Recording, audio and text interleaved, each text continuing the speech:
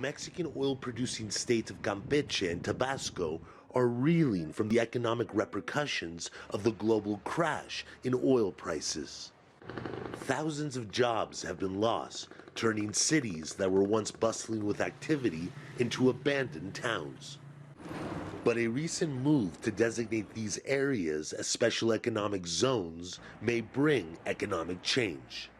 Starting this summer, the Mexican government will offer tax, credit, and labor incentives to entice foreign and domestic companies to do business in this area.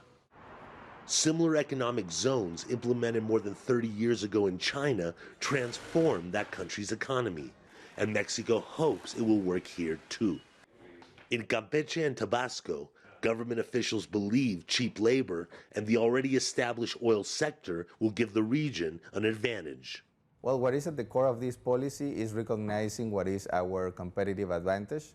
Location, for example, we are next to the main market globally, which is the US. The other is, given that we are in the energy hub of the country, a bit over 2/3 of the oil production onshore in the country takes place in Tabasco, and together with Campeche, we account for more than 90% of the overall oil and gas production of the country. The Mexican government hopes that these economic zones will lower income inequality and bring much-needed foreign investment to the poorest regions in the country. But there are still many challenges. Hector Dagdag is a lawyer who works with energy firms based in Tabasco. Desde luego el tema de la seguridad. Security is a big issue. The state needs to guarantee security in order to bring investment to the area. The second issue is building a better transportation network to better transport these products.